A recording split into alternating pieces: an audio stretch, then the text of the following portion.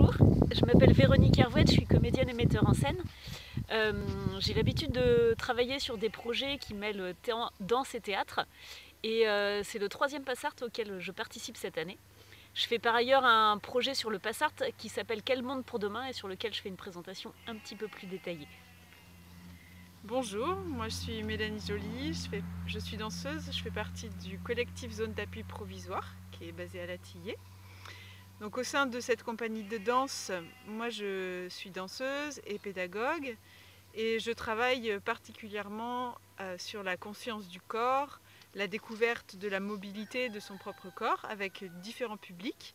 J'ai l'habitude de travailler avec des enfants et je fais des parcours Passart depuis plusieurs années. J'ai au sein de la compagnie aussi créé des spectacles qui mêlent danse et paroles improvisées.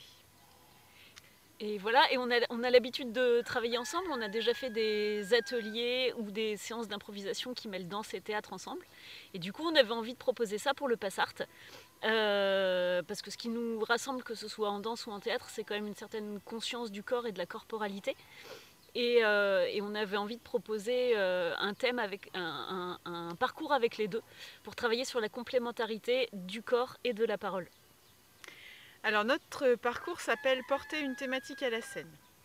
Donc ce sera à partir d'un thème qui sera étudié en classe et qui donnera lieu donc soit à des créations des enfants eux-mêmes, soit à l'étude d'œuvres déjà existantes, que ce soit des œuvres d'art, des tableaux, des photos, ou alors des livres, des contes, des textes. Et ensuite, à partir de ces œuvres, on inventera ensemble une histoire. Et dans chacun des ateliers, on fera des expérimentations pour voir qu'est-ce qu'on exprime par le corps et qu'est-ce qu'on exprime plutôt par la parole. Il y aura un temps d'échauffement à la fois vocal et corporel au début de chaque atelier.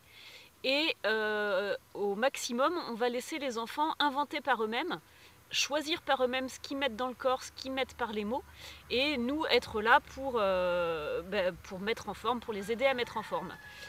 Et en privilégiant si possible, alors on va privilégier le travail d'écoute, ça c'est sûr, parce que c'est la base du travail sur scène, et puis essayer de privilégier aussi le travail choral, c'est-à-dire chœur parlé ou chœur dansé. Et à la fin, tout ce travail donnera lieu à un spectacle.